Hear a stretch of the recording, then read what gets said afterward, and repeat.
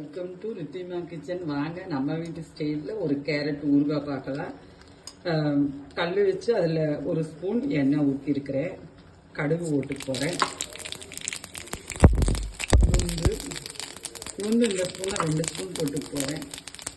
கடலைப்பருப்பு அந்த ஸ்பூன்லேயே 2 ஸ்பூன் போட்டு போகிறேன்.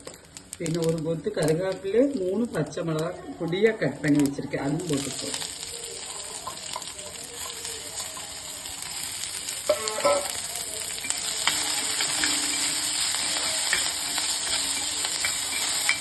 கொஞ்சம் வணங்கட்டுங்க. பாருங்க, நான் போட்ட கருவேப்பிலை பச்சை மிளகா பருப்புகள்லாம் வணங்கிருச்சு. இப்போ கேரட்டை போட்டுப்போம்.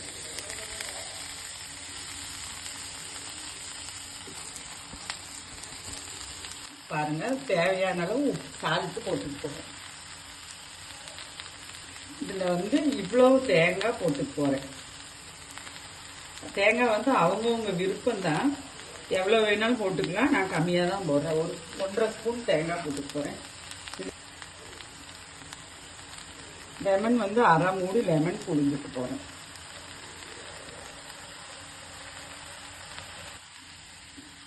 பாருங்க, ஒன்றில் ஒரு லெமன் எடுத்து பாதி புழிஞ்சு அதில் 2 பின்னுள்ள 1/2 மூடியில் கொஞ்சம் தான் புழிஞ்சிருக்கேன். அது அதில் பேலன்ஸ் இருக்கு.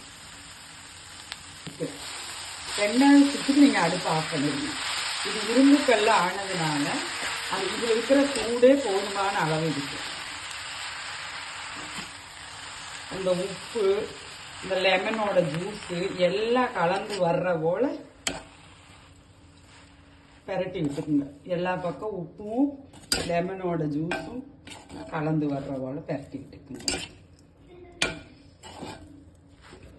தேங்காய் அந்த ஊறுகாய் எல்லாத்து கூடயும் மேட்ச் ஆகும்.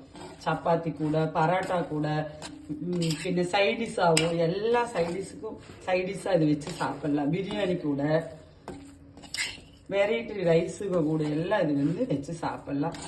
குழந்தைகளுக்கு ரொம்ப விரும்பி சாப்பிடுவாங்க. இதோட டேஸ்ட் அவங்களுக்கு என்ன சொல்லுவாங்க, நாக்கில் பட்டுருச்சுன்னா. பாருங்க, இந்த கல் சூடே போதுமான அளவு.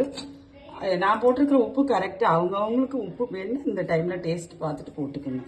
ஒரு 10 நிமிஷம் இப்படி வச்சுட்டிங்கன்னா இந்த கல்லோட சூட்லேயே அது நல்ல ஒரு இதுக்கு வந்துடும். பின்ன நம்ம இறக்கிக்கலாம். வாங்க நம்ம வீட்டில் சாப்பிட்லாம்.